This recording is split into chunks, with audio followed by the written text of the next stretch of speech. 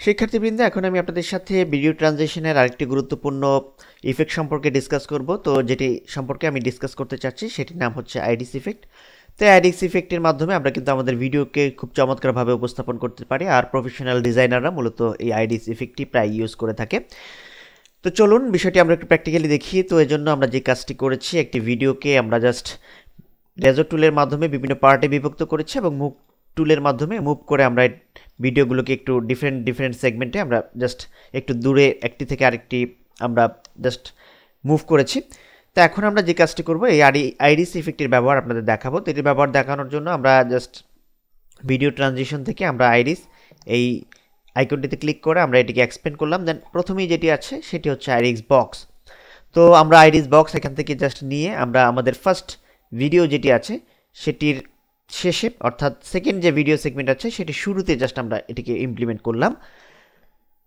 দেন এখন আমরা যে কাজটি করব, এখন আমরা আমাদের এই যে ব্ল্যাঙ্ক স্পেস আছে এই ব্ল্যাঙ্ক স্পেসটি আমরা জাস্ট উঠিয়ে দেব। জাস্ট এটিতে ক্লিক করে আমরা সিলেক্ট করে আমরা মাউসের রাইট বাটন ক্লিক করে রিপল ডিলিটে ক্লিক করে এই ভিডিওটিকে আমরা জাস্ট আমরা ব্ল্যাঙ্ক স্পেসটুকু আমরা এখান থেকে রিমুভ করলাম। তো এখন আমরা যদি আমাদের ভিডিওর এই অংশটুকুর আউটপুট দেখি, তো আমরা কিন্তু দেখতে পাচ্ছি যে খুব চমৎকারভাবে আমাদের ভিডিওটি, অর্থাৎ ফার্স্ট যে ভিডিওটি আছে সেটি যখন শেষ হয়েছে, সেকেন্ড ভিডিওটি কিন্তু একটি চমৎকার ইফেক্টের মাধ্যমে সেটি শুরু হয়েছে, অর্থাৎ আইরিস একটি বক্সের মাধ্যমে সেটি কিন্তু অলরেডি হাইলাইটেড হয়েছে।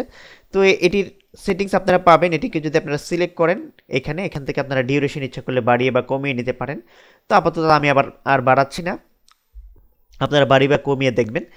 তো আমি এখন পরবর্তী অপশনে চলে যাচ্ছে। আইরিস ক্রস যেটি আছে সেটিতে আমরা জাস্ট ক্লিক করলাম। এটিকে আমরা আমাদের সেকেন্ড যে ভিডিও আছে সেটির শেষে, থার্ড যে ভিডিও আছে সেটির সামনে জাস্ট আমরা ইমপ্লিমেন্ট করলাম। দেন এখন ঠিক একইভাবে আমরা এখান থেকে এই ব্ল্যাঙ্ক স্পেস সিলেক্ট করে এটিকে আমরা জাস্ট ট্রিপল ডিলিটের মাধ্যমে ডিলিট করে দিলাম। দেন এখন আমরা যদি আউটপুট দেখি, আমরা একটু প্লে করে দেখি, তো আমরা কিন্তু দেখতে পাচ্ছি যে খুব চমৎকার একটি আইরিস ক্রস ইফেক্টের মাধ্যমে আমাদের সেকেন্ড ভিডিওটি শেষ হলো এবং থার্ড ভিডিও সেগমেন্টটি কিন্তু ওপেন হয়ে গেল। তো এর সাইজ আমরা একটু বাড়িয়ে দিচ্ছি, অর্থাৎ এর ডিউরেশন আমরা একটু বাড়িয়ে দিচ্ছি, তাতে আপনাদের আউটপুট আর একটু সুন্দর দেখাবে।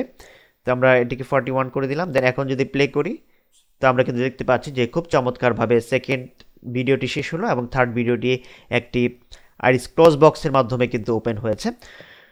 তো এখন আমরা পরবর্তী ভিডিওতে চলে যাব, অর্থাৎ আমরা আইরিস ডায়মন্ড ইফেক্টটি প্রয়োগ করব আমাদের থার্ড ভিডিওটির শেষে একেবারে ফোর্থ ভিডিওর সামনে, যেটি আমরা জাস্ট ইনক্লুডেড করে দিলাম। ঠিক একইভাবে এই অংশটিকে সিলেক্ট করে আমরা রিপল ডিলিট কমান্ডের মাধ্যমে এটিকে ডিলিট করে দিলাম।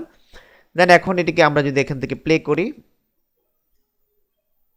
আমরা কিন্তু দেখতে পাচ্ছি খুব চমৎকার একটি আইরিস ডায়মন্ড আকৃতির হয়ে আমাদের ফোর্থ ভিডিওটি কিন্তু ওপেন হয়েছে। তো এর ডিউরেশন আমরা আরেকটু বাড়িয়ে দিই, আমরা এটিকে 50 করে দিলাম। দেন এখন আমরা যদি প্লে করি, তো আমরা কিন্তু দেখতে পাচ্ছি যে খুব চমৎকারভাবে আমাদের ভিডিওটি কিন্তু আমরা হাইলাইটেড করতে সক্ষম হয়েছি।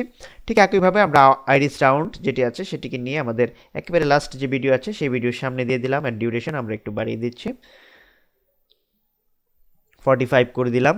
দেন ব্ল্যাঙ্ক স্পেসটিকে আমরা ট্রিপল ডিলিটের মাধ্যমে ডিলিট করলাম।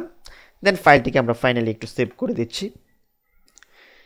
দেন এখন আমরা শুরু থেকে শেষ পর্যন্ত যদি আমরা ভিডিওটিকে প্লে করি, তাহলে আমরা দেখতে পাবো আইরিসের বিভিন্ন ইফেক্টের মাধ্যমে আমাদের ভিডিওটি কিন্তু খুব চমৎকারভাবে হাইলাইটেড হচ্ছে। আমরা একটু দেখি, একটু ফরওয়ার্ড করে দিচ্ছি।